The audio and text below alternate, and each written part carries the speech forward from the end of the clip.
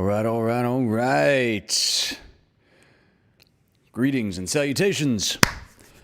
Let me know in the chat if you can hear, see me, understand me. All right, all right, all right. Hear me not mute things again. All the things. Yeah. Oh, I see Dari and my mom, and let's see, who else is saying? Okay, we hear and see you. Good, good, good. Splendid. Let's see who's here. Meg Sampson, Angelica, Christina, hello, darling.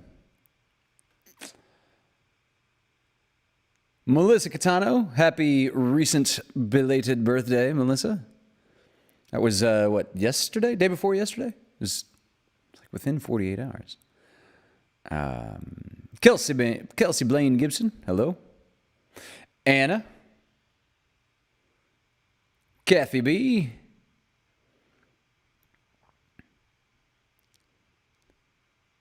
Ruth Sanchez, good to see you again. I had a very pleasant exchange with Miss Sanchez Saturday night. It's lovely to see a bunch of people. And she at the fore of those people. Art Hard Studios, that would be Brandon. How you doing, man?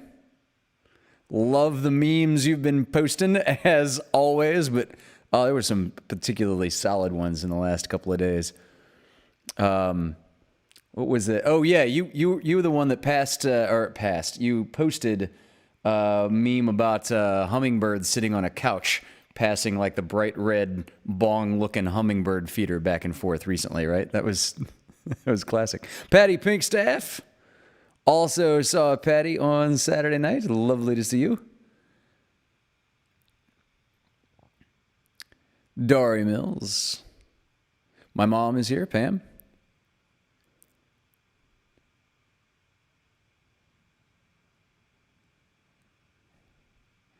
Oh, yeah. Olive and Ray. Hello, Olive. Hello, Ray. Mao. Adorable. Very cute. All right, all right. So, I'm going to give just another minute or two for people to roll in. Michelle Vanderpool.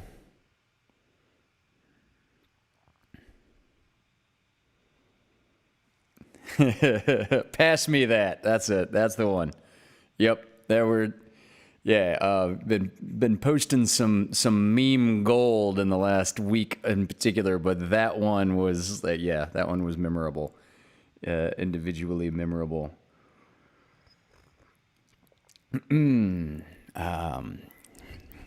Yeah. So let's see. We've got. Wait, I'm seeing quiet just the way I like it. Melissa's talking about her birthday. Here I am getting paranoid thinking they're talking about audio levels. You can hear me all right, right? So we're going to do part 2 this evening of Murders in the Rue Morgue, followed by a couple questions submitted to Ask Hunter Anything. So the new email address down here. Could have brought that. Yeah, I didn't know that I'd see them. If I knew I would be seeing them, I would have brought Patty and JoJo their Lovecast shirts. I was pleasantly surprised at the moment. So I was starting to say the new email address down here in this corner is great, just specifically to submit questions.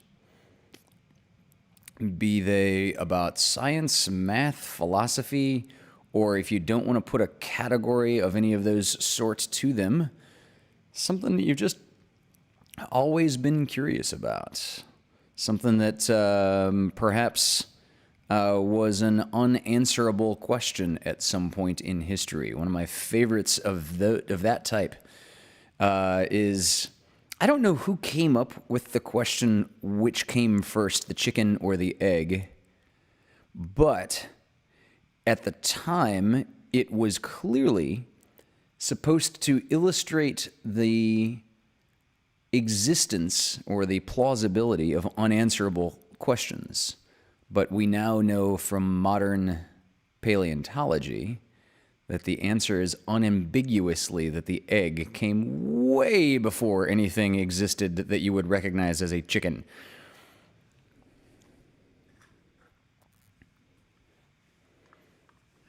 Terry Smith.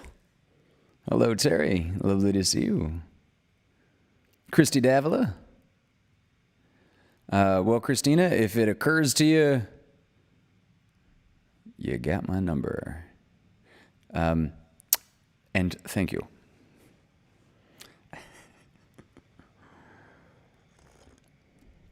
Yes, indeed, Terry, the egg. The little insight, if you're not familiar. Okay, so I can't tease that much about the question and then not actually illuminate what I was referring to. Dinosaurs hatch out of eggs. Dinosaurs are obviously the predecessor of anything that resemble the modern day chicken.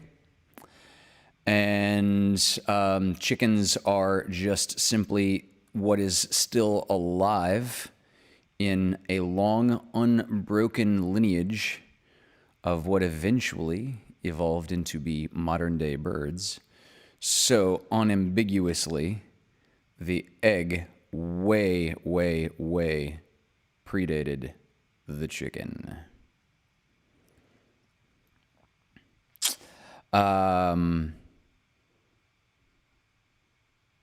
Right.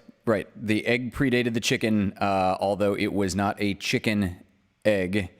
It was the structure from which the things that would eventually evolve to be recognized as chickens hatched from. Christy Davila, sorry to hear we have to forfeit the last game due to injuries. That's a bummer.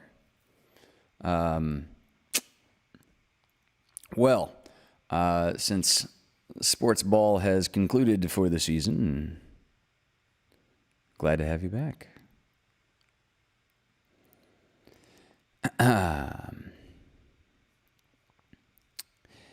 And let's see.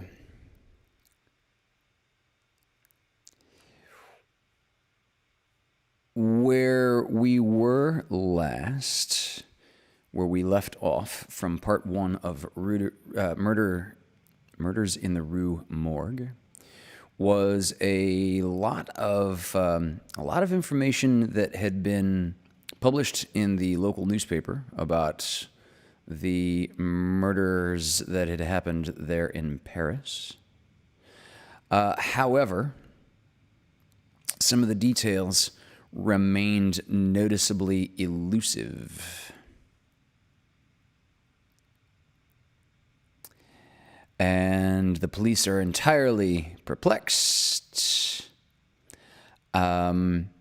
We are, of course, following a story that laid out a template for virtually anything Sir Arthur Conan Doyle ever put down about Sherlock Holmes, wherein we have a main character who is delivering the narrative from a first-person perspective. And of course, Sherlock Holmes, that would be Dr. Watson. And in this case, the analog to Sherlock Holmes is the narrator's brilliant French friend named Dupin. And so, just like Sherlock Holmes would be later, Dupin does not want to talk about a case in progress as he's taking in the details, as he's really considered. He just wants to take it all in silence. And if Sherlock Holmes or Dupin have what you would call superpowers in the parlance of today's comic book hero terms, one of those superpowers is crazy good skills of observation and the ability to remember what it was he saw. The second superpower I will not delve into now, not because it is a spoiler, but merely because I don't want to get too distracted. But it has to do with inferential logic, inductive logic, more specifically. Hello, Aaron Powell.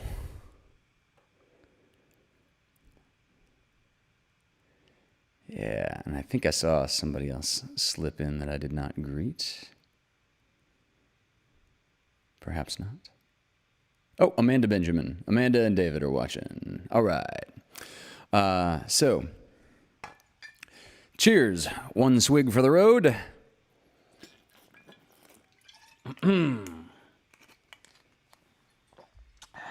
Yeah. Good old St. Jameson.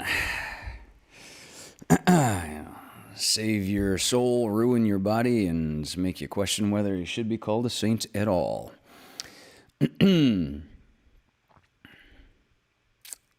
So, without further ado, this is Edgar Allan Poe's Murder in the Rue Morgue, Part 2.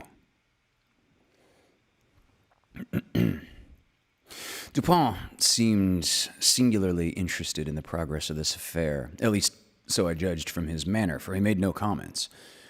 It was only after the announcement that Le Bon had been imprisoned that he asked me my opinion respecting the murders. Le Bon, by the way, as a side note, if you recall, was the one suspect that they had that they put into prison without really getting into the details of why they handcuffed that particular suspect.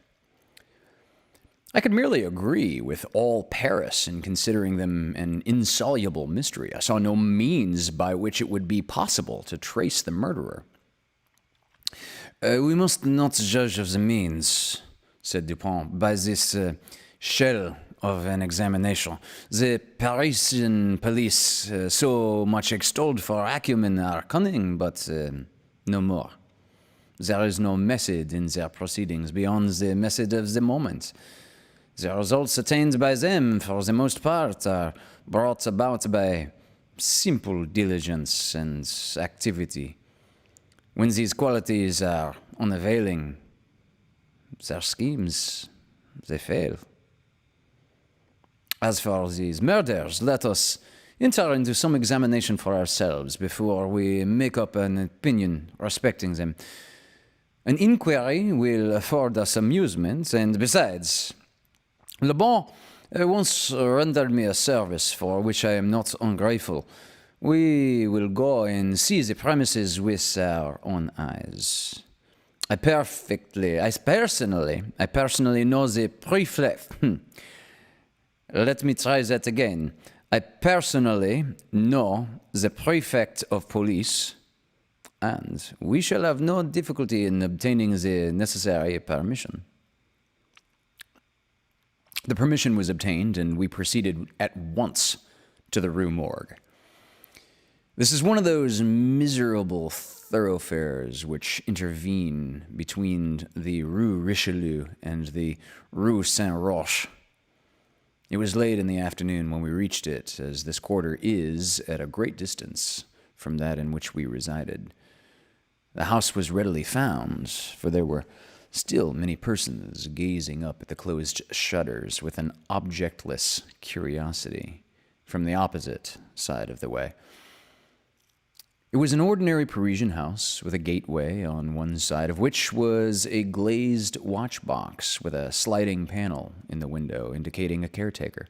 Before going in, we walked up the street, turned down an alley, and then, again turning, passed in the rear of the building. Dupont, meanwhile, was examining the whole neighborhood as well as the house, with a minuteness of attention for which I could see no possible object. Retracing our steps, we came again to the front of the dwelling, rang, and having shown our credentials, were admitted by the agents in charge. We went upstairs into the chamber where the body of Mademoiselle L'Espagne had been found, and where both the deceased still lay. The disorders of the room had, as usual, been suffered to exist. I saw nothing beyond what had been stated in the Gazette des Tribunaux. Dupin scrutinized everything, including the bodies of the victims. We then went into the other rooms and into the yard, a gendarme accompanying us throughout. The examination occupied us until dark, when we took our departure. On our way home, my companion stepped in for a moment at the office of one of the daily papers.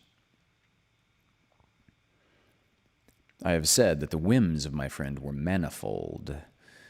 It was his humor now to decline all conversation on the subject of the murder until about noon the next day. He then asked me suddenly if I had observed anything peculiar at the scene of the atrocity. No, nothing peculiar, I said. Nothing more, at least, than we both saw stated in the paper.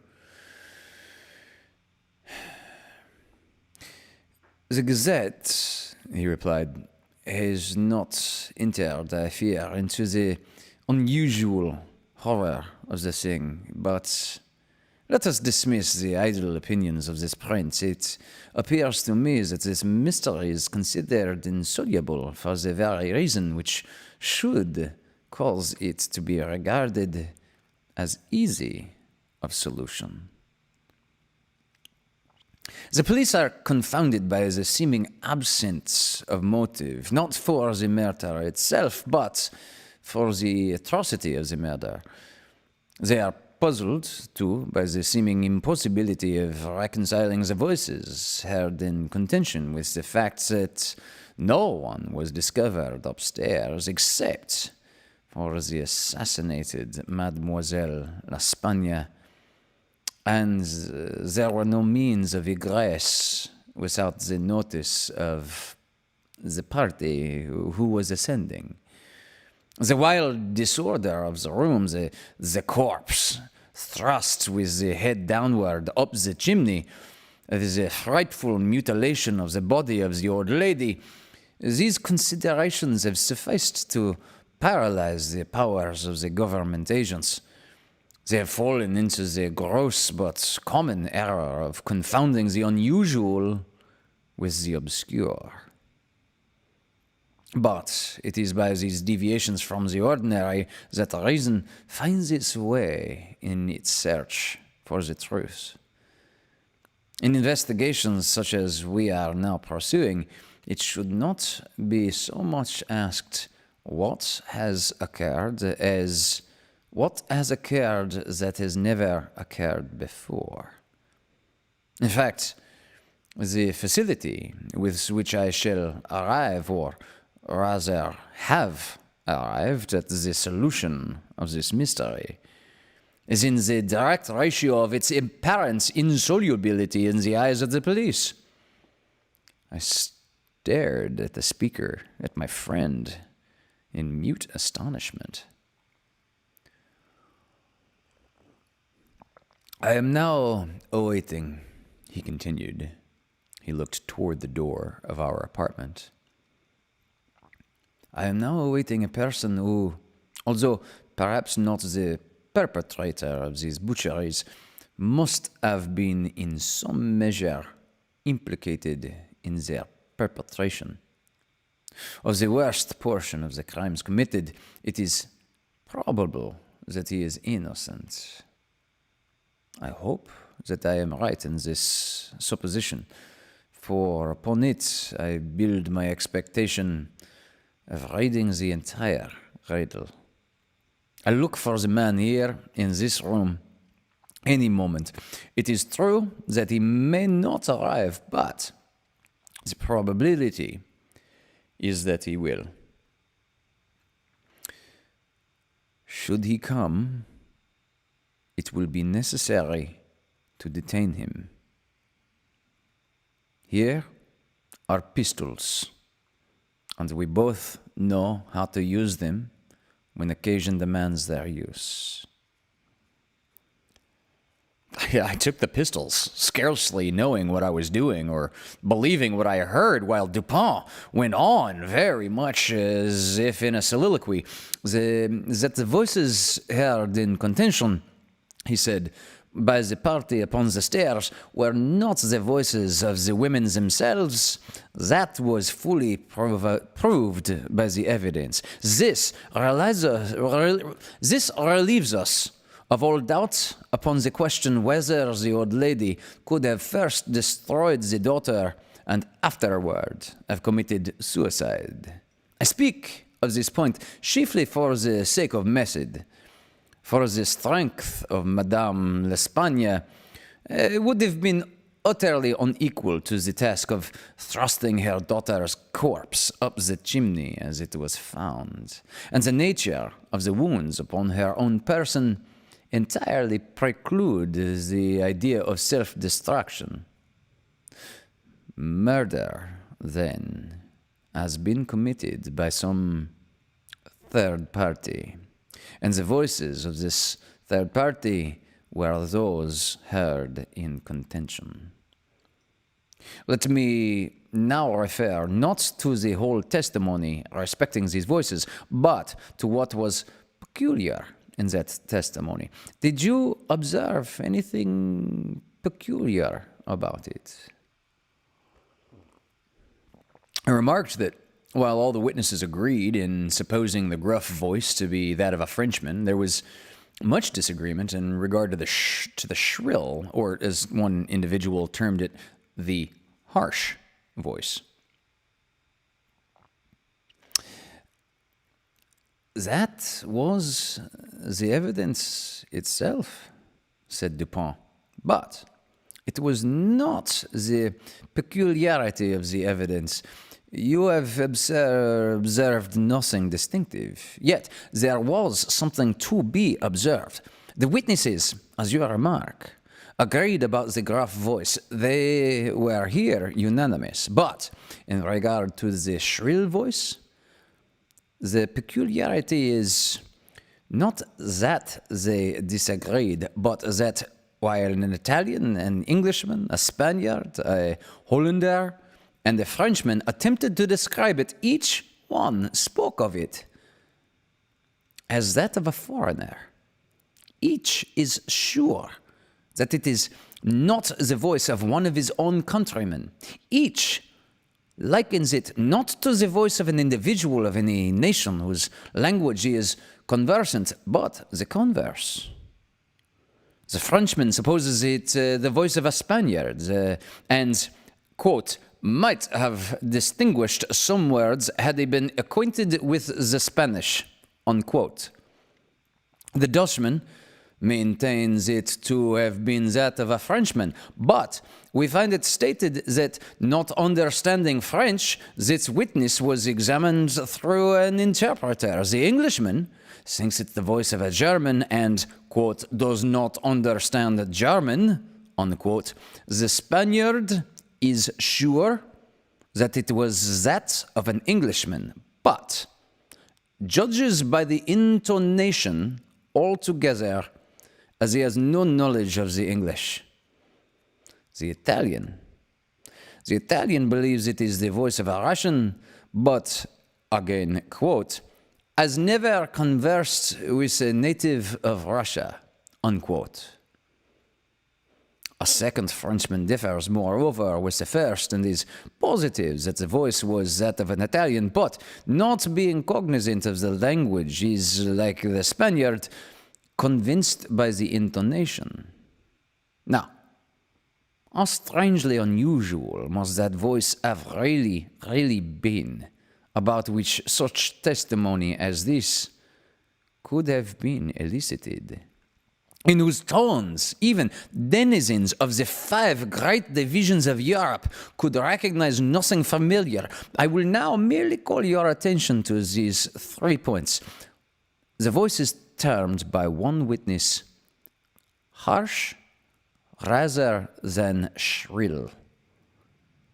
It is represented by 2 others to have been quick and unequal.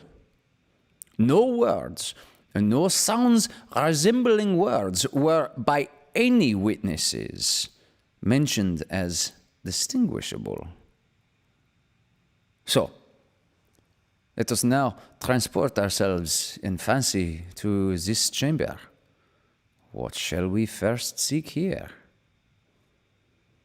The means of egress. That means way in. The means of egress employed by the murderers. It is not too much to say that neither of us believe in preternatural events. Another side note. Like myself, Dupin is referring to the fact that both he and his friend, the narrator, are methodological naturalists, having that title self-applicable. That is not to say that any of us deny the possible existence of the supernatural, or preternatural, as he says, but that we merely do not use the supernatural in our explanations for things.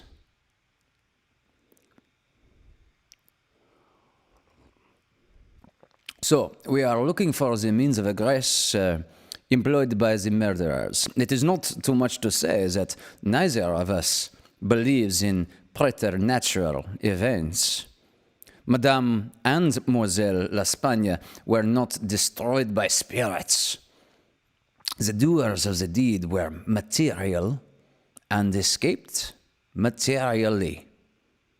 Then how? Fortunately, there is but one mode of reasoning upon the point, and that mode must lead us to a definite decision. Let us examine each by each the possible means of egress. It is clear that the assassins were in the room where Mademoiselle L'Espagne was found, or at least in the room adjoining when the party ascended the stairs. It is then only from these 2 apartments that we have to seek issues. The police have laid bare the floors, the ceilings, and the masonry of the walls in every direction. No secret issues could have escaped their vigilance, but, not trusting to their eyes, I examined them with my own. Both doors leading from the rooms into the passage were securely locked with the keys inside. So, let us turn to the chimneys. These, although of ordinary width, for some 8 or 10 feet above the hearths, will not permit, throughout their extent, the body of so much as a large kitty cat. The impossibility of egress by means already stated being thus absolute, we are reduced to the windows.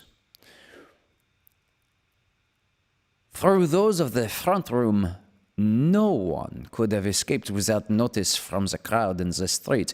The murderers must have passed then through the windows of the back room. Now, brought to this conclusion in so unequivocal a manner as we are, it is not our part as reasoners to reject it on account of apparent impossibilities. It is only left for us to prove that these apparent impossibilities are, in reality, not such impossibilities. There are 2 windows in the chamber. One of them is unobstructed by furniture and is only visible. The lower portion of the other is hidden from view by the head of the unwieldy bedstead, which is thrust up close behind it.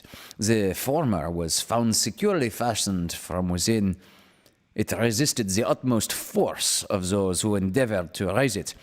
A large drill hole had been pierced in its frame to the left, and a very stout nail was found fitted therein, nearly to the head. Upon examining the other window, a similar nail was seen similarly fitted in it. And also, a vigorous attempt to raise the sash also failed. The police were now entirely satisfied that egress had not been in these directions, and therefore it was thought a matter of more work than duty requires to withdraw the nails and open the windows.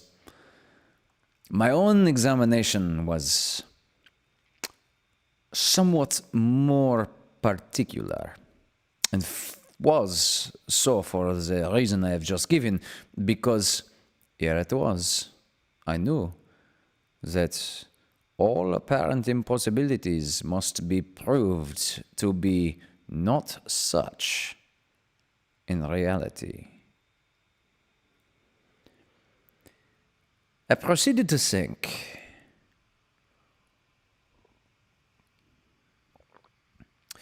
The murderers did escape from one of these windows. This being so, they could not have refastened the sashes from inside, as the sashes were found fastened. The consideration which put a stop, through its obviousness, to the scrutiny of the police in this quarter, yet the sashes were fastened. They must then have the power of fastening them themselves. There was no escape from this conclusion. I stepped to the unobstructed casement, withdrew the nail with some difficulty, and attempted to raise the sash. It resisted all my efforts, as I had anticipated. A concealed spring must, I now know, exist. And this corroboration of my idea convinced me that my premises at last were correct.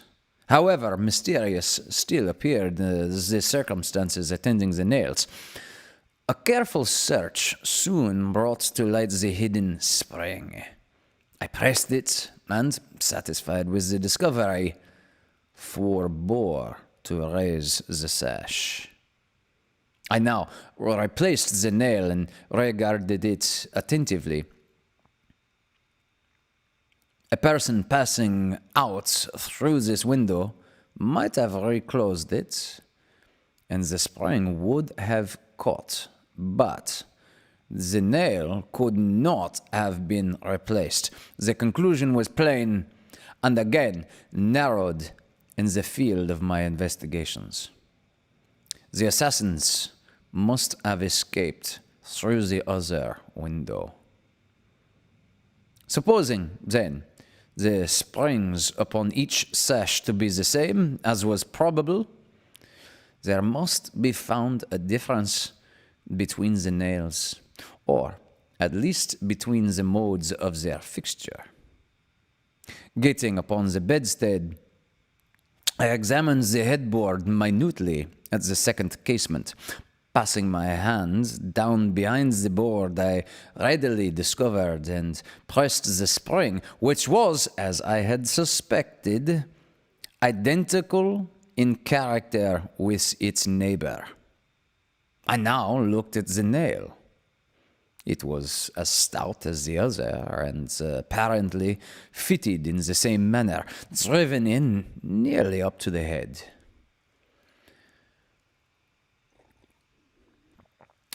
You will say that I was puzzled, but if you think so, you must have misunderstood the nature of the inductions.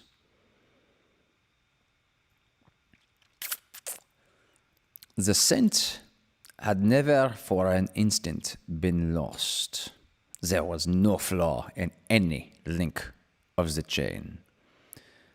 I had traced the secret to its ultimate result, and that result was the nail. By the way, Dupin very correctly said, "You will say that I was puzzled, but if you think so, you have misunderstood the nature of the inductions." Dupin, just like Sherlock Holmes, uses inductive reasoning, not deductive reasoning.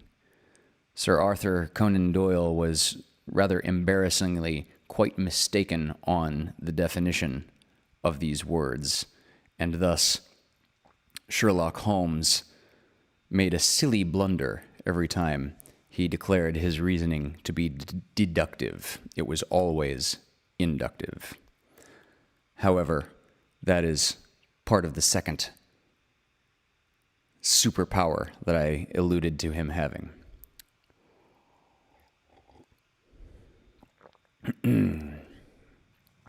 The scent had never for an instant been lost. There was no flaw in any link of the chain.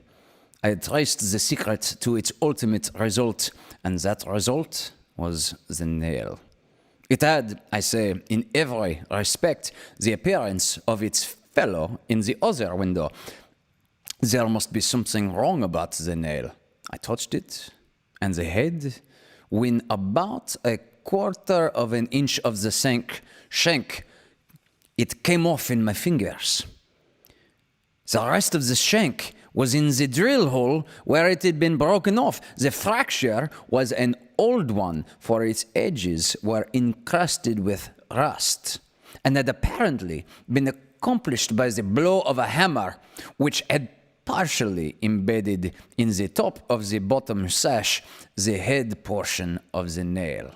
I now carefully replaced this head portion in the indentation whence I had taken it, and the resemblance to the perfect nail was complete. The fissure was invisible. Pressing the spring, I gently raised the sash for a few inches. The head went up with it, remaining firm in its bed. I closed the window, and the semblance of the whole nail was again perfect. The riddle, so far, was now unriddled. The assassin had escaped through the window which looked upon the bed. Dropping of its own accord upon his exit, or perhaps purposely closed, it had become fastened by the spring, and it was the retention of this spring which had been mistaken by the police for that of the nail. Further inquiry being thus considered unnecessary. So, the next question is that of the mode of descent. Upon this point, I had been satisfied in my walk with you around the building, about 5.5 feet from the casement in question. There runs a lightning rod. From this rod, it would have been impossible for anyone to reach the window itself, to say nothing of entering it. I observed, however, that the shutters of the fourth story were of the particular kind called by Parisian carpenters ferrade.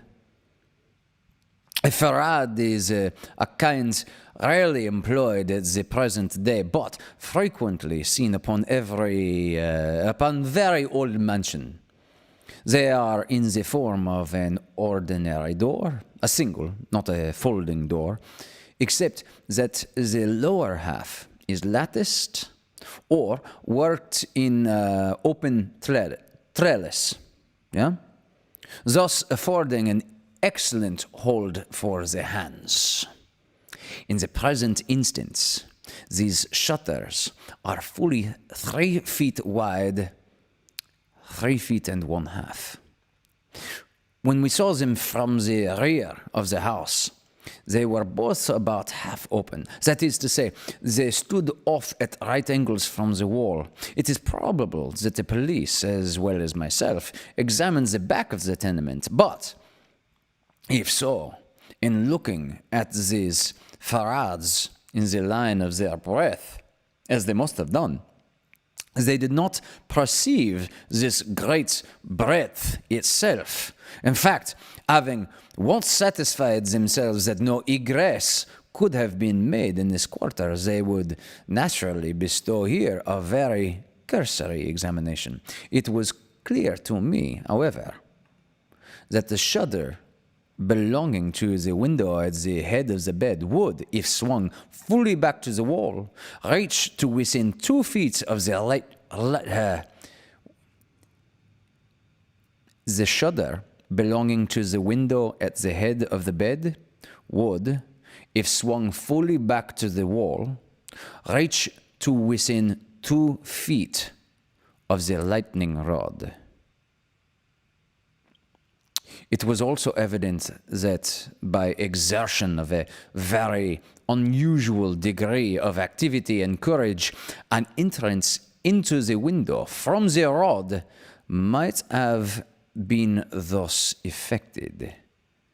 By reaching to the distance of 2 feet and a half, we now suppose the shutter open to its whole extent. A robber might have taken a firm grasp upon the trellis work, letting go, then, his hold upon the rod, placing his feet securely against the wall, and springing boldly from it. He might have swung the shutter so as to close it, and, if we imagine the window open at the time, might have even swung himself into the room. I wish you to bear especially in mind that I have spoken of a very unusual degree of activity as requisite to succeed in so hazardous and so difficult a feat. It is my design to show you, first, that the thing might possibly have been accomplished, but secondly and chiefly, I wish to impress upon your understanding the very extraordinary agility which could have accomplished it. My immediate purpose is to lead you to keep in mind that very unusual activity of which I have just spoken, alongside the very peculiar, shrill or harsh and unequal voice about whose nationality no two persons could agree, and in whose utterance no words could be detected. At this point, a vague, half-formed conception of Dupin's meaning flitted over my mind. I seemed to be upon only the verge of comprehension. My friend went on with his discourse. "You will see," he said, "that I have shifted the question from the mode of egress to that of ingress." That is to say, he's shifted what he's looking at from the mode of exit to the mode of entrance. It was my design to convey the idea that both were affected in the same manner at the same point. Let us now revert to the interior of the room. Let us survey the appearances here. The drawers of the bureau, it is said, have been rifled, although many articles of apparel still remains within them. The conclusion here is absurd. It is a mere guess, a very silly one and no more. How are we to know that the other articles found in the drawers were not exactly what these drawers had originally contained? Madame L'Espagne and her daughter lived an exceedingly retired life, saw no company, seldom went out, had little use for numerous changes of clothing, Those founds were at least of as good a quality as any likely to be possessed by these ladies. If a thief had taken any, why did he not take the best? Why did he not take all? In a word, why did he abandon 4,000 francs in gold to encumber himself with a bundle of linen? The gold was abandoned. Nearly the whole sum mentioned by Monsieur Menot, the banker, was discovered in bags upon the floor.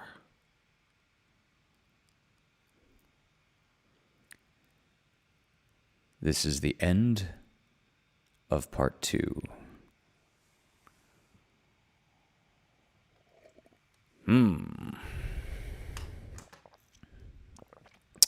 Yeah. I think I'll look back and scroll up through the comments.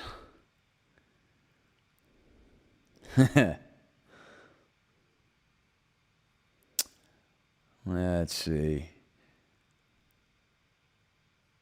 Looks like Amanda Benjamin is picking up on a French accent earlier in the day.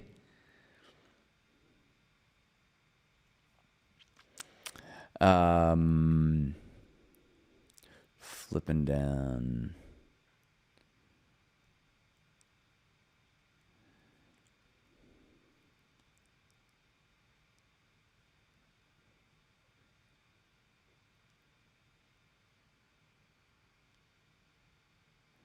Kathy B was checking out of the chat just so she could follow the plot of the story. I don't blame you.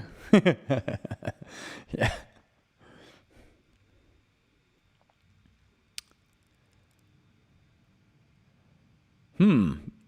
Meg Sampson is thinking of Parisian summers in Scotland. Hello, Miss Emily Thatcher. Lovely to see you joining us. Thank you, Dari, who appreciates the timing of the sip.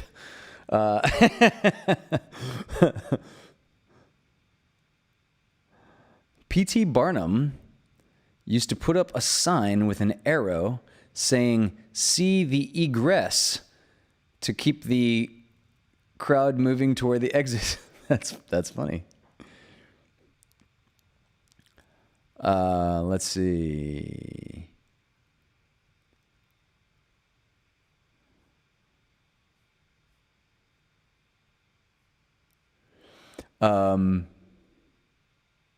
Yeah, so how strange is that? There is a spring-loaded retractable nail. I mean, you know, it's like playing a game of Dungeons and Dragons, and people are in the party are debating whether or not to look under the rock, and suddenly the DM says there's a sign, there's writing engraved on the side of the rock. Oh, I look closer at the rock. What does the writing say? The writing says, "Look under the damn rock." Yeah, it's a spring-loaded nail closing one of the windows. Look at the spring-loaded nail. This is it's clearly relevant.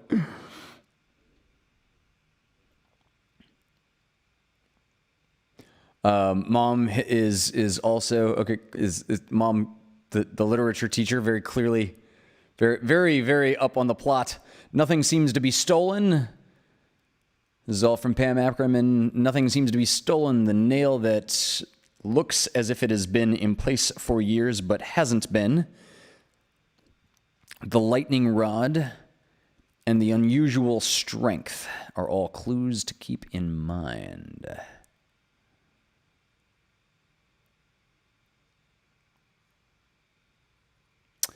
David Benjamin, I watched a PBS Spacetime video, strikes me as very similar to inductive reasoning, although my understanding of it is limited as I hadn't heard of it before today.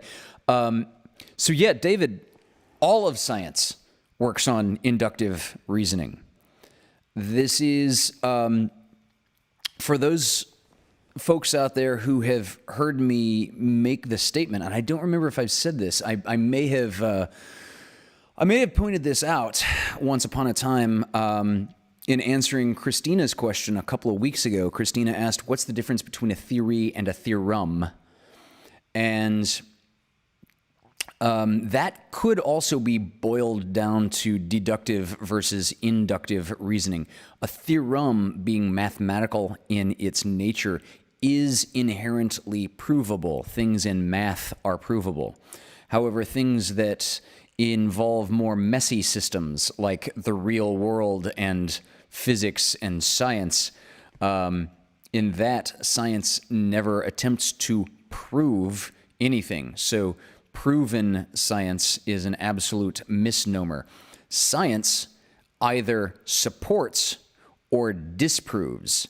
And so a theory with a capital T that has been around for a long time has withstood the attempts of scientists to disprove it and has stood successfully despite everyone's best attempts to disprove that theory. The reason that the Big Bang Theory has such a lame-ass name, I mean, when you think about what the Big Bang Theory should be, it should be like the super cosmic birth explosion, something. It should be called something cooler. It was named by a guy who was actively trying to disprove it, the astronomer Hoyle. And in his attempts to disprove the Big Bang Theory, he was just such a damn good scientist, he inadvertently, 1 point at a time, supported it, and went to his grave kind of sulking, going, well, I still don't like it, but I can't refute it and put forth a better model either.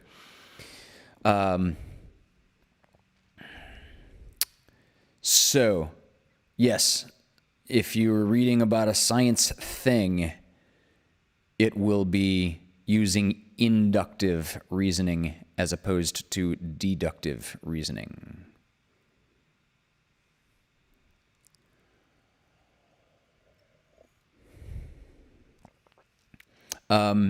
So, Christy Davila, just one more detail on this. With deductive reasoning, if your axioms are sound, so that is to say, if the points that you are using to build the point that you're going toward are all absolutely true, if your foundations are solid, then, and your conclusion with deductive reasoning will always also be solid unless you used fallacies along the way. So with deductive reasoning, if you start with a concrete foundation of things that are absolutely factual, if your axioms, the things that you start with, are all solid and good, and you use no logical fallacies, you will always come to an absolutely irrefutably true conclusion with deductive reasoning.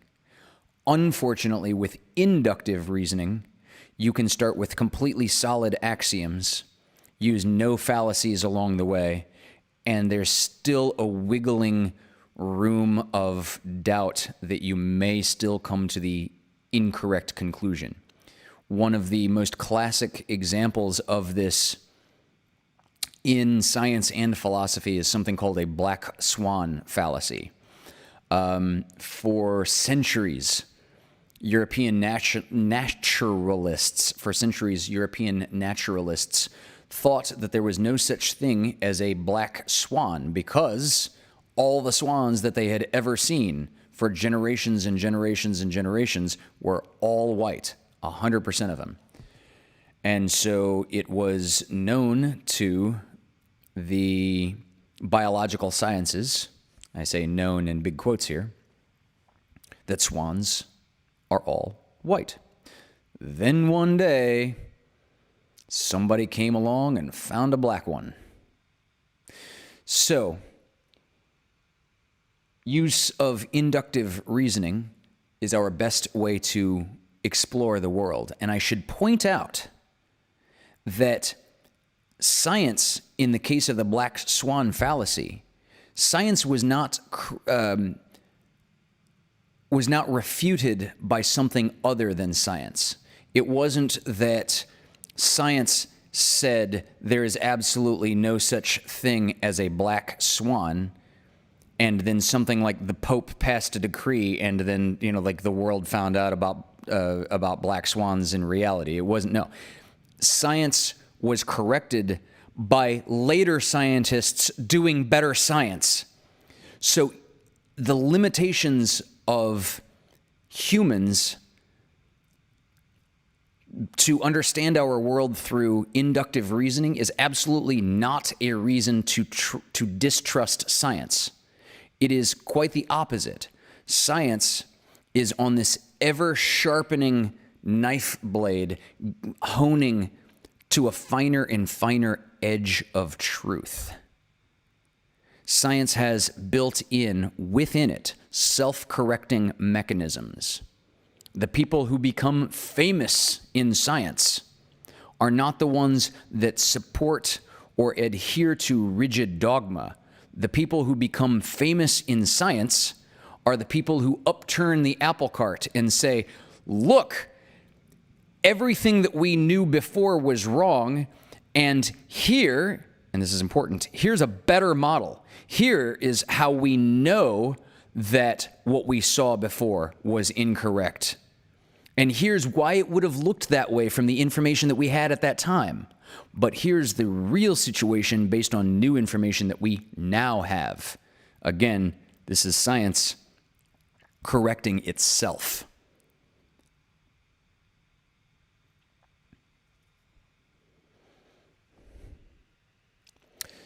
So,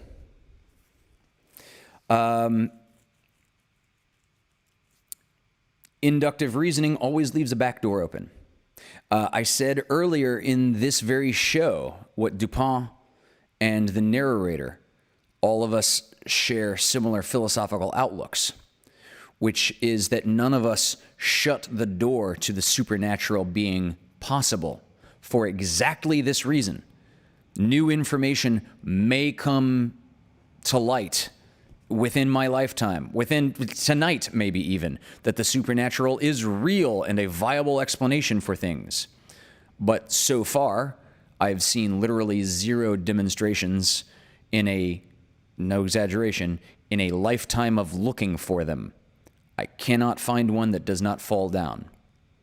So I do not use supernaturalism as an explanation for anything. However, because I can only base any of this upon inductive reasoning, I cannot prove the non-existence of leprechauns, and I never shut the door to supernaturalism as being possible. I don't know through what mechanism, I don't know how it would be observed, but that is for someone making a supernatural claim to demonstrate. Let's see. So, Christy, when would we actually use deductive reasoning when science corrects itself? Good question. Deductive reasoning comes in the form of a logical syllogism.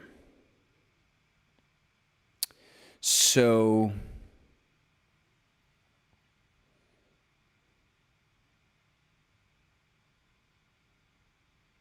this could be something along the lines of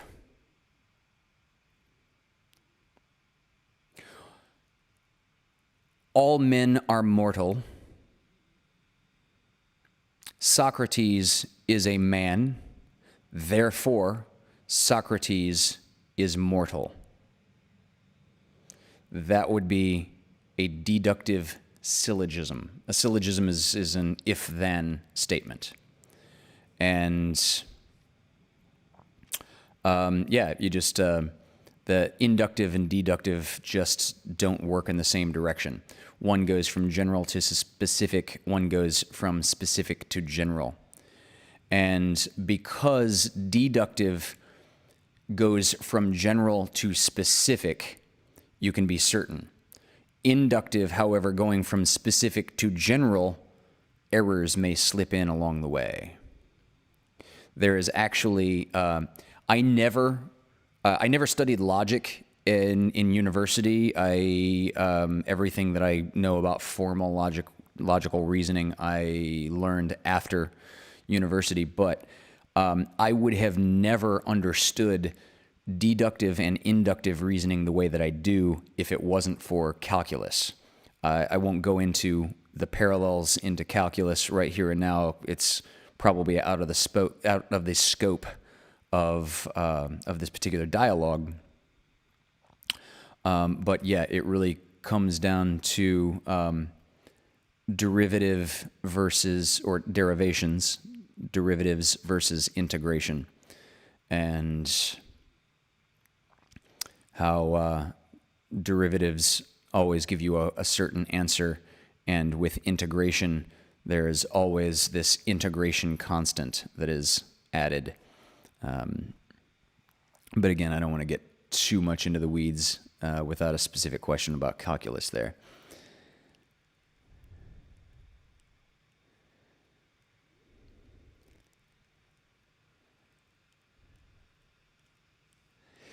So, I think I'll do one more question here, just because I've been backburnering this. I backburnered this question last week, and I don't want to backburner this question a second week in a row. I had a question from Dr. Wendy 2, who asked essentially about how the solar system came into its current configuration. This, for fans of science history out there, this stumped the hell out of Isaac Newton. Isaac Newton could not put together how the solar system came to be in its current configuration. And Isaac Newton also had a lot of problems, and this is, by the way, the father of gravity. Like, this is the apple falling from the tree guy. This guy put together gravity into what we now literally refer to as Newtonian mechanics. But at some levels, he had problems trying to describe why the solar system so stably stays in its current configuration. I'm going to paraphrase Newton's reasoning here, but it's a little bit like a stable system would be a ball at the bottom of a hill, or a ball in the valley between two hills, a ball at a low point, and an unstable system or a precariously balanced system would be like a ball at the top of a hill that just the slightest little, it's going to stay there at the top of the hill until something nudges it down a hill.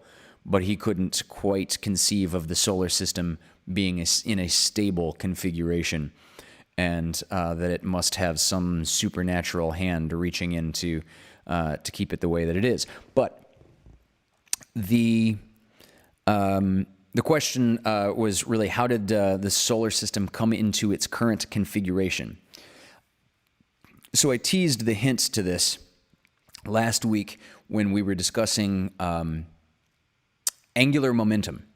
So just to give you the 15-second recap of angular momentum, when we refer to momentum, we're referring to the tendency of that which is in motion to stay in motion, that which is at rest to stay at rest.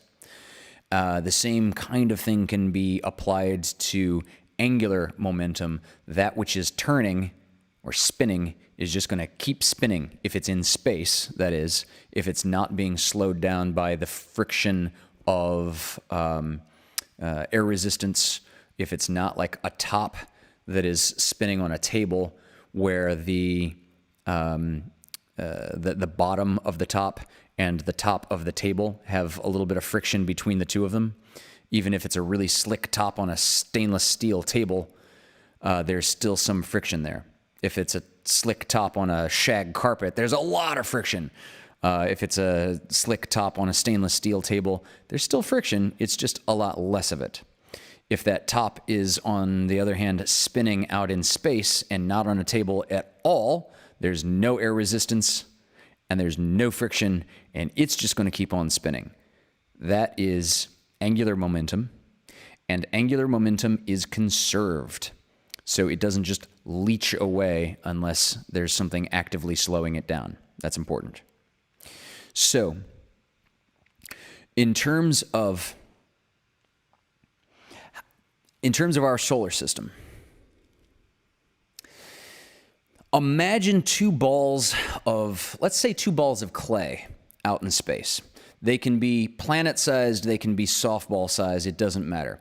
The only reason that I'm saying clay is because what I want you to imagine in this scenario is that when the two balls fly at each other and impact, that they stick together, that they don't bounce off. That's the important part. All right? So these two balls of clay, let's say one of them is huge and is spinning counterclockwise, and another one is a lot smaller, but it is spinning clockwise.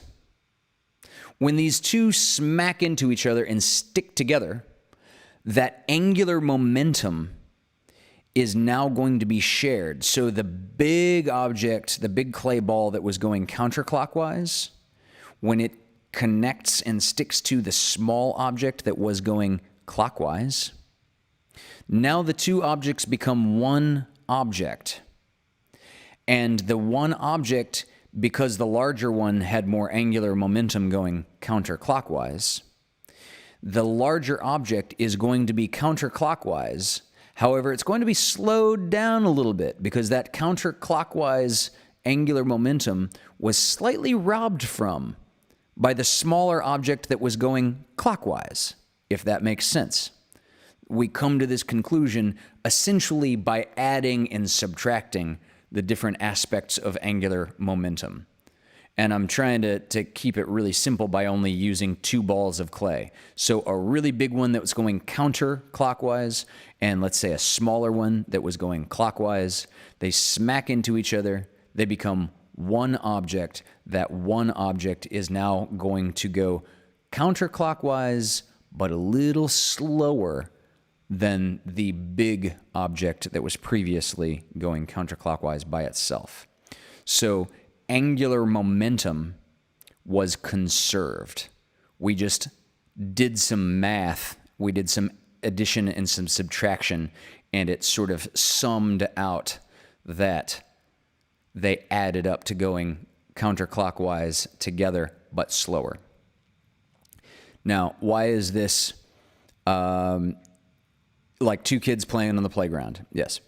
Now, why is this relevant to our solar system? Okay, so now imagine instead of two clay balls that stick together, two really hard rocks that when they smash into each other really, really fast, they're both spinning. One was spinning counterclockwise and one was spinning clockwise like before. But they're really, really rigid, really, really rocky objects. And when they smash into each other, just imagine that they pulverize each other to just powder. So now we have a cloud of something like sand out in space. But this cloud of sand is comprised of two objects. Were two objects, one of which was a bigger object that was going counterclockwise, one of which was a smaller object that was going clockwise. Now that they're dust, all this dust, the angular momentum did not go away. Now, we've got two objects that have now been reduced in size to sand, but they've been increased in like particle numbers from 2 to, let's say, 2 million, because again, now it's like a cloud of dust. It's a cloud of sand. And because angular momentum is conserved, All of that angular momentum is still happening in that cloud of dust. All right? Now, what happens from here is that in our cloud of dust, some of the particles are going upward and some of the particles are going downward, and some of them are going counterclockwise and some of them are going clockwise, some of them are going this way, right? And what they're doing is they're all like crashing into each other. However, gravity is this force that just attracts all matter to all other matter. And so our cloud of dust doesn't just like dissipate into nothingness and go away. There's enough gravity to keep the cloud of dust as a cloud. All right? But we've got little particles in the cloud, as we just said, that are just going all around. And these little particles are crashing into the other little particles. Here's the catch. Every time there is a collision that happens between, say, two rocks, be they two grains of sand or be they two planet-sized objects, every time there's a collision, some of the energy is lost in the form of heat radiating away. However, zero of the angular momentum is lost. That's pretty damn key here. So you got this cloud of particles. And the thing to keep in the back of your mind, again, angular momentum is conserved. So just like our two balls of clay that shared their angular momentum together and became one mass that was going counterclockwise together, now we have a cloud of particles, and crap is going up and other crap is going down, but the entire cloud still has an overall net angular momentum. And so as these little things crash into each other, they radiate energy away because of that crash, but they still keep the angular momentum. And so, what we end up seeing on a long enough timeline with enough crashes is our cloud, which was spherical right after the crash, flattens out to being things just don't have the energy now to go up and be gravitationally drawn back down in this plane. On a long enough timeline with enough collisions, and again, each collision radiates away a little bit of energy, now we have a system where you don't have the particles that have enough energy to move up and down. Everything only moves in accordance with the angular momentum that the entire system started out with when these two original particles or two original rocks crashed into each other. So yes, energy is conserved in the universe, but energy is lost in this little system because with every crash, energy radiates away, but none of the angular momentum is ever lost. And that's why you end up with things like Saturn having rings, where crap has crashed into other crap around the orbit of Saturn, and that crap has gotten to the point where it has become such fine crap that it is basically little like millimeter size bits of ice and rock and dust. But all of the angular momentum of all of the bodies concerned in any of these collisions still contributes to rings turning around Saturn. But again, none of the particles in those rings now have enough energy to go up and down outside of those rings. So everything in that system conforms to the angular momentum, which is conserved. And the end result is we have the rings of Saturn, which are so wide, they are about 1 light second across. So this is about the Earth-Moon distance. Yet the rings of Saturn are so huge, it takes light a full second to get from one end to the other. But the rings of Saturn are only about 30 feet deep. I mean, they're that the rings are that big and wide and yet that thin. And something very similar is going on in the solar system, wherein most of the planets, well, all of the planets are mostly in a plane. So all of the planets in our solar system are going counterclockwise around the sun, but roughly in a plane. One of the planets is slightly, off kilter, but the planets are not going this way around the sun while everybody else is going this way. All of the planets are basically going this way around the sun, and we call that the ecliptic plane.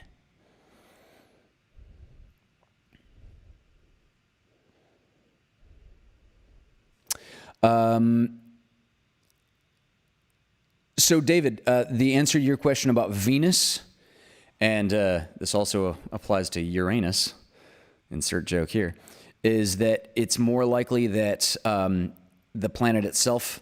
So now, when I'm referring to the ecliptic plane and everything going counterclockwise around the sun, I'm talking about the orbits, the actual rotation of the individual bodies, the individual planets, were also at one point all going counterclockwise. It, however, seems that much like the Earth itself, the Earth, the North Pole axis is slightly out of kilter with the rest of the plane of the solar system. We're off by 23.5 degrees, I believe, because the Earth was spinning counterclockwise, and something came along and knocked into it and just knocked its rotation off axis. Same thing happened with Venus, but bigger. Saturn has fine crap. Yes, much finer crap than Uranus. That be some fine crap, laddie. Right, you can't read Terry's comment without an accent.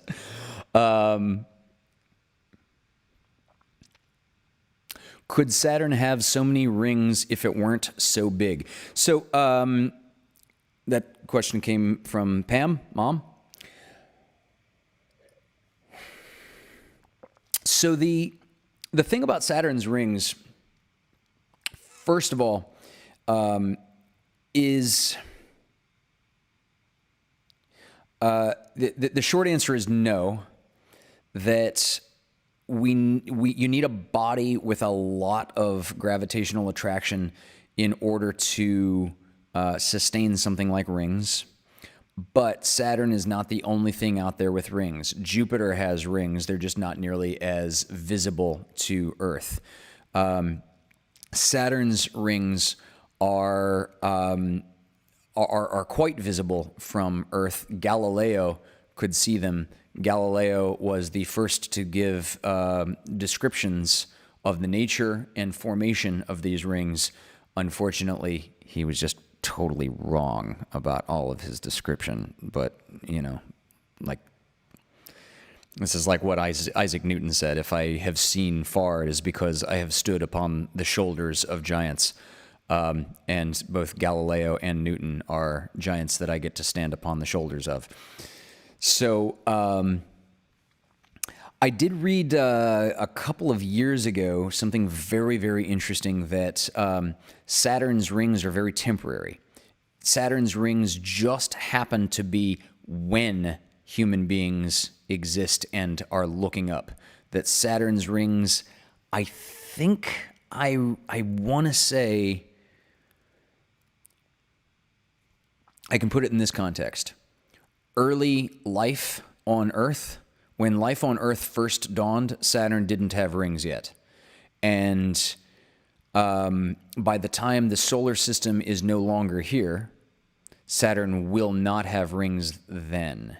Those rings will eventually settle out, and they will eventually collapse and crash into Saturn itself. The orbits of the stuff in those rings will decay, and that mass will become part of Saturn. Dari says, Hunter, do you think our North Pole will get more and more off axis as the centuries go by? Great question. And it's got a very simple answer. That simple answer is that no, it will not get farther off axis. However, that axis will precess. So currently, if my fist is the sun, and let's say the Earth's axis is over here, so this would be winter time for, in my hand position right now, this would be winter time if the Earth's axis, the North Pole, is pointing away from the sun. Summer would be over here, where the Earth's axis is, the North Pole is pointing generally more toward the sun. Every, say, couple of thousand years, it is noticeable, it is detectable. It's gradual, so I shouldn't say like every couple thousand years this happens in steps. This happens quite gradually. What will happen is that every winter, the axis of the Earth will go this way. We call that precession.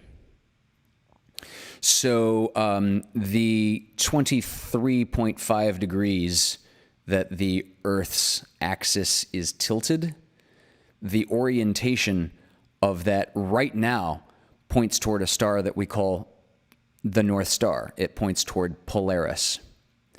In another couple thousand years, it's going to be pointed to another star that is what we on the northern hemisphere would call a little to Polaris's left. And it's, or our left, depending on how you're looking at it. But yeah, it's going to be a little, it's going to point at another star to the left of Polaris eventually.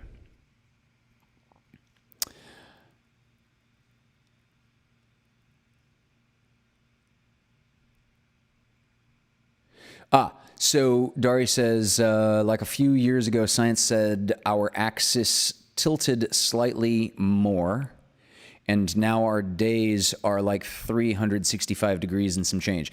That's two different phenomenon going on here. It's not that our axis tilted slightly more, it's that the moon is getting farther away from the Earth by about an inch a year, which, you know, in planetary terms is really nothing. But just like a figure skater, that when the figure skater is spinning really fast on the ice, this is our description of angular momentum last week. When a figure skater has, I'll just arbitrarily call our figure skater her for convenience of pronouns. No one get offended. Our figure skater has her limbs tucked in very close. As our figure skater's limbs extend, her spin slows down, and she can increase the spin again by bringing her limbs back in. So if the Earth and the sun, if the Earth and the moon are getting slightly farther apart, this is like the figure skater slowly opening her limbs. And so what's happening as a result is the Earth's spin is slightly decreasing.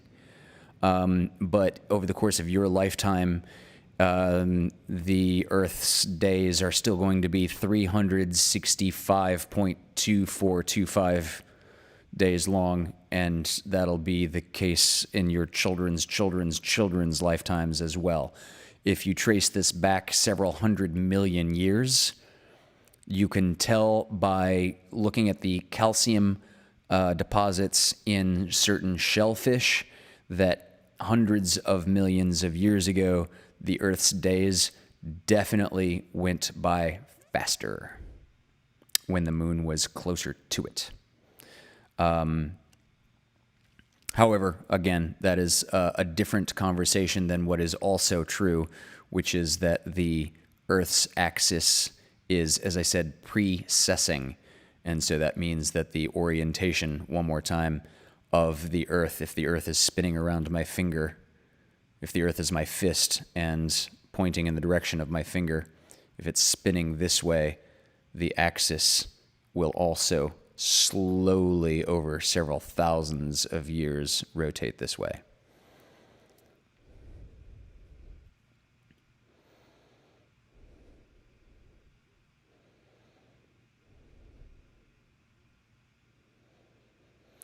David, I've read too that Saturn's rings are very short-lived relative to the solar system. Yes, unequivocally true, yes. I wonder if any of the other gas and ice giants had similar rings or may have in the future. Simple response to that is all the gas giants do currently and will also in the future. When I refer to Saturn will eventually lose its rings, that isn't to say that it also will not eventually gain more. As more crap comes toward it and more crap is trapped by its gravity and crashes into yet more crap that was previously trapped by Saturn's gravity. So yes, all of the gas giants definitely have rings. I don't know for sure off the top of my head, but I bet all the ice giants also have rings currently. They're just not nearly as dramatic and visible as Saturn's.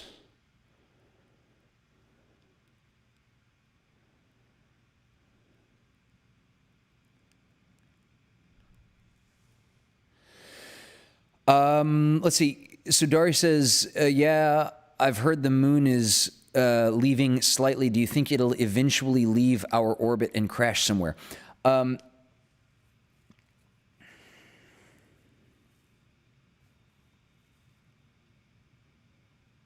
So we're kind of in a race to answer your question. We're kind of in a race between what's going to happen first. Is the moon going to leave Earth's immediate orbit? Is the moon going to escape, as it were, first?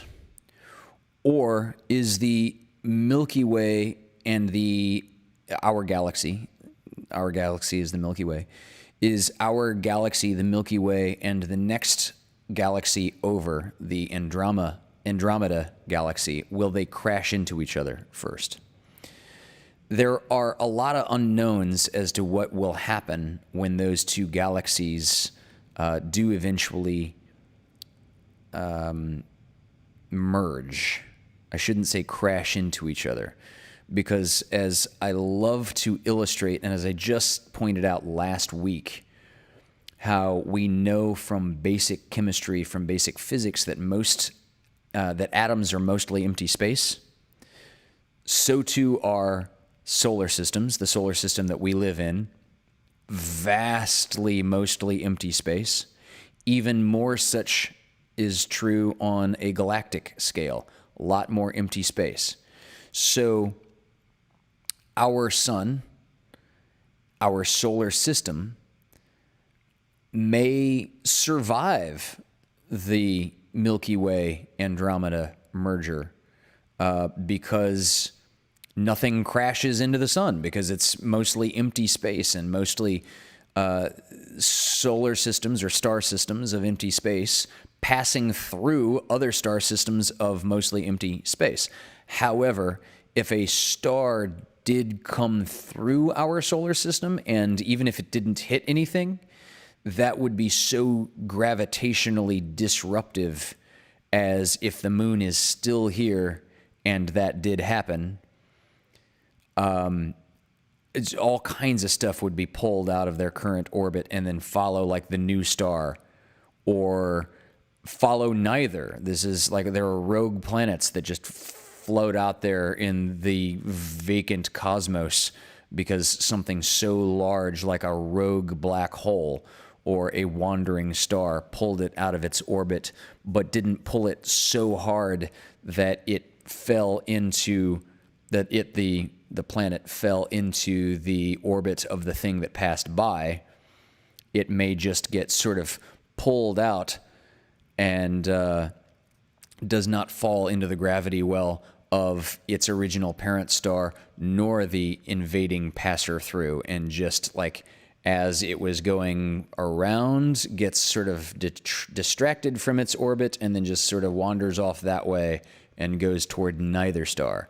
The moon may have a similar fate.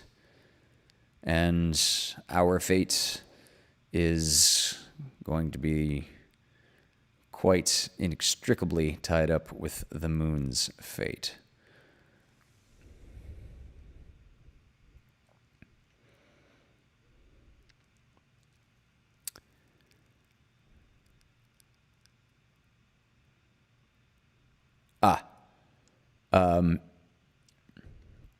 Well, yes, David, completely agree. Referring specifically to the spectacularness of Saturn's rings. Saturn's got some pretty damn spectacular rings.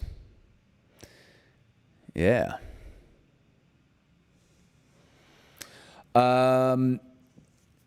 Yeah, so the moon's not going anywhere for a super long time. That much is, yeah, definitely. Our civilization will fall and other life will take Homo sapiens' place, and that cycle will happen several times over before the moon gets any appreciably farther. Or maybe our species evolves into its next iteration, sometimes called Homo nexus, and we don't go extinct, but we follow a path of evolution to become something else, either still biological in nature or more likely technical in nature, like a machine civilization, for example. Regardless, whatever is happening next, that's going to happen way before the moon leaves us.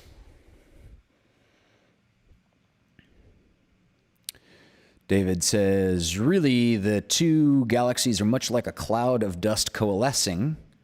They'll fly through each other and tear each other apart before coalescing eventually. Yes, David, exactly.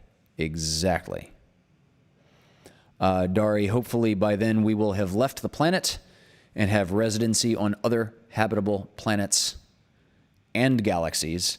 I'm not so optimistic that we will have made it to other galaxies by then.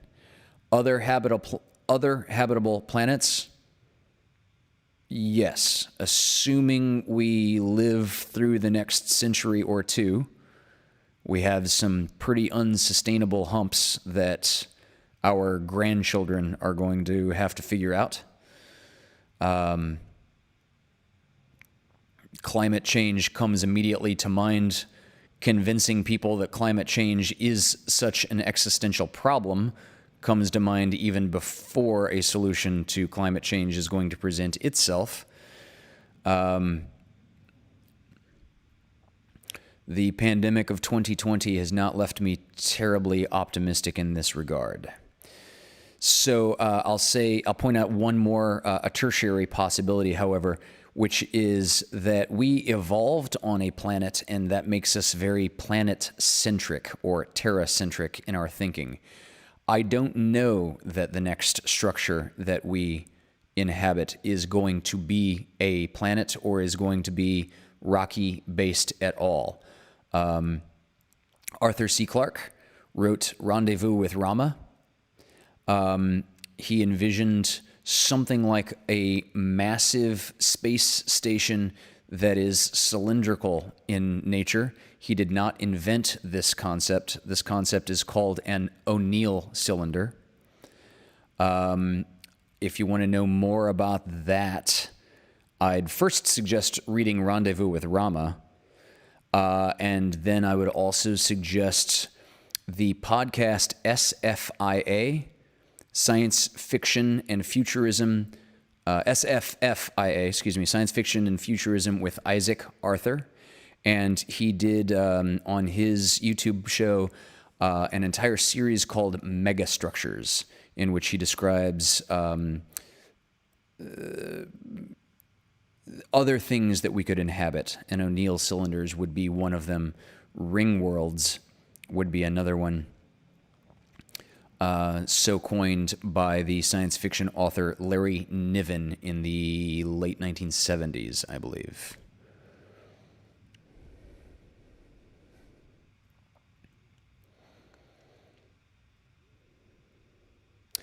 David says, some bodies will have enough energy imparted so as to be ejected, but most will stay in the new galaxy, or rather within the new galaxy's gravitational influence. So, yeah, when we're saying a new galaxy here, we're really just referring to the new galaxy that settles out from the two galaxies spinning around each other and whatever the hell happens to settle out.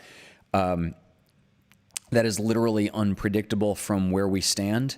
When we talk about something that you may have heard of called chaos theory, chaos theory isn't just something neat that questionable Satanist that you went to high school would talk about without really knowing anything about. Chaos theory describes a system in physics wherein the final state of the system varies in unpredictable ways given initial slight perturbations from the initial circumstances. So what I mean by that is, you know that little pegboard game where there's like, you can drop a coin or a little plastic disc and you've got like 9 or 12 slots at the top and then very regular pegs all throughout the thing, and you've got to guess.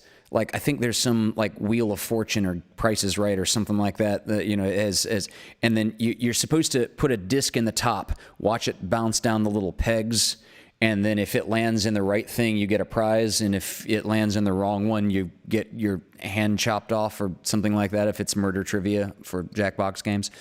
That's an example of a chaotic system because the slightest change of initial circumstances. So you drop your little token in a quarter of a millimeter to the left of where you dropped it in previously, and it's going to end up like way over here. Sometimes this is also referred to as the butterfly effect. Another one is at, say, McDonald's. There's a thing that you put you drop a coin in, and it's like a tank of water. And you've got to spin the little platform. You've got to get the little platforms so that a coin dropping through water is going to land on the little platform that you want it to land on. And if it lands on like the green one, you get an ice cream cone or a burger or something like that, right? So this is also an example of chaos theories. It's a chaotic system because the slightest change of initial circumstances comes out to an unrecognizably, unpredictably different outcome. You drop your coin in over here, and it might end up on like the whole other end of the tank, whereas the first time you dropped a coin in and it like ended up close to you. The same thing is applicable to the merging of galaxies, and we just cannot say what's going to happen to the Earth, the Moon, the solar system. We just don't know. It's, you know, we'll have to wait and see. I hope we get to see.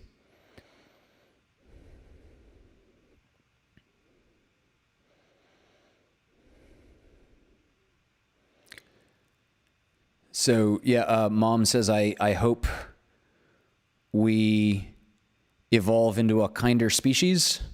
I also hope that. I can see a similar survival strategy happening the other direction, where we evolve into a more aggressive, single-minded predatory species that just survives through sheer aggression and self-preservation.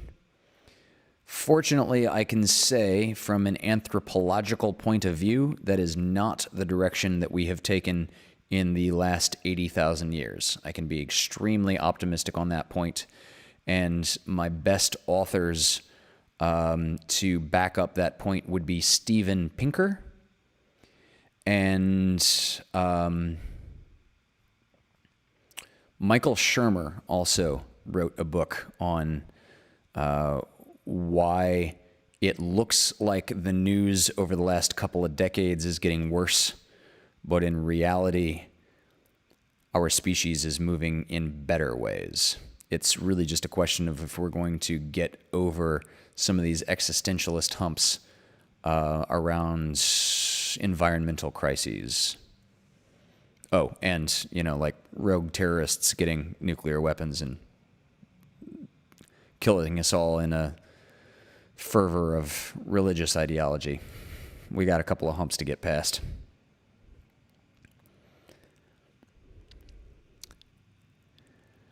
Dari, I've read Ready Player One. I have not yet read Ready Player Two. I'm told that the second book does not disappoint. And while we're on Rendezvous with Rama, by the way, similar. The first book, the first Rendezvous with Rama, awesome. All the sequels are very good. The first one is mind-blowing. None of them just like fall off a cliff and just get like disappointing or bad. You should read all of them, but you should definitely read the first one.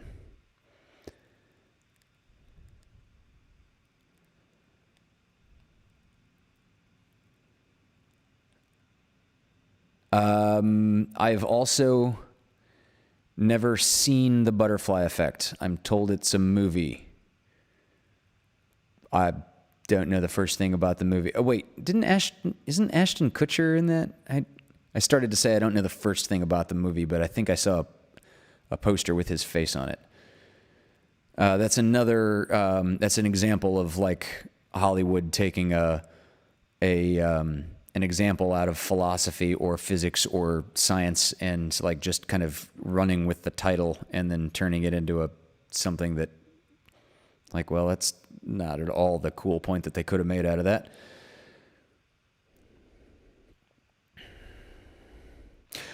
Here's the thing, Mom. Mom says, Pam Ackerman says, I have my doubts that we can terraform another planet. We can't do a decent job on this one yet. Yeah, this one is kind of bogged down with baggage. That's the thing about terraforming a different planet. You don't have to have multi-billion agreements that we're all on board with the same project and headed in the same direction. You only have to have the scientists and the equipment on that planet that you're trying to terraform. There's nobody there to fuck it up yet. But by the way, planet terraforming is one of the reasons that I'm considering getting a PhD in astrobiology or exobiology, depending on the university's definition of the term. I'm fascinated with terraforming.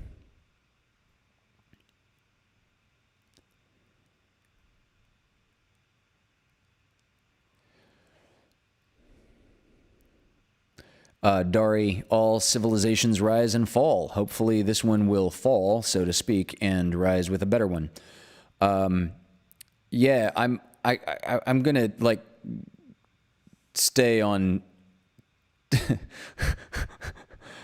I'm gonna stay with Team America here and hope that this one doesn't fall, but just evolves into something unrecognizably better. Because a civilization falling sucks. It just sucks. However, Dari, you might get a big kick out of Jared Diamond. Jared Diamond wrote Guns, Germs, and Steel. And Guns, Germs, and Steel is... read the original if you have the patience, and if not, read the abridged one because it still makes some holy shit salient points. I just for the fun of it listened to the first, I think 2/5 of it or so also on Audible. And there's a very good Audible presentation of Guns, Germs, and Steel read by the author, Jared Diamond. Check that out if you're into why civilizations rise and fall. Read Guns, Germs, and Steel. Whoa, that will totally change your comprehension of what's going on there.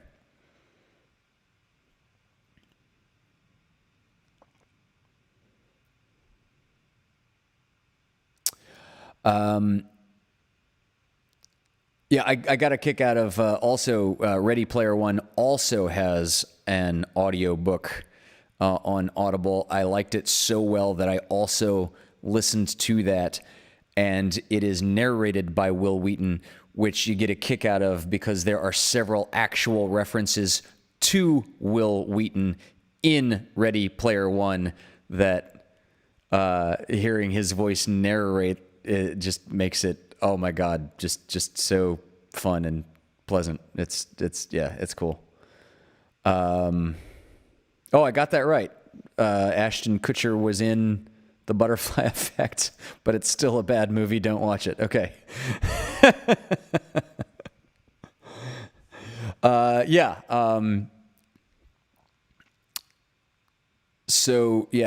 One culture's fall is another culture's evolution. I'm sorry, you're asking who wrote it? Do you mean Guns, Germs, and Steel? Jared Diamond wrote Guns, Germs, and Steel, if that's what you were asking. So, I've gone way past what I intended to. Holy shit, was this fun? Thank you all very much, particularly in this. I'm so loving this Ask Hunter Anything. Again, the email address right down here. If you got questions that you'd like me to put some thought into,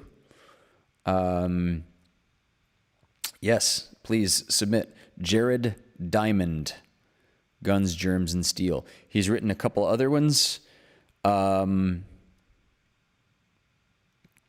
Guns, Germs, and Steel addresses exactly what you are getting at.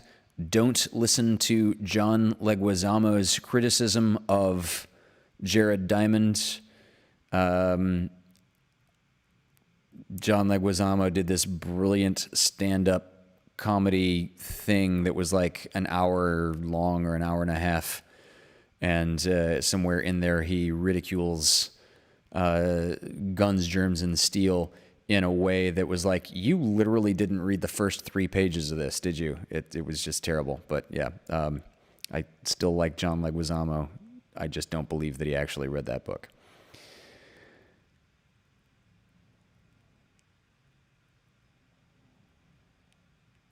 Okay, well, with that, I shall sign off now.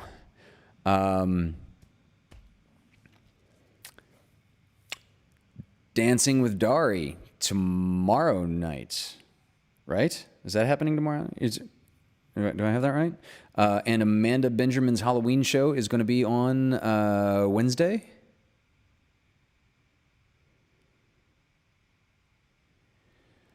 And join us all on Thursday at 6 o'clock for a Halloween set list of the Lovecast set list chosen by Christina Beelan. And we will see you on the other side, Ray.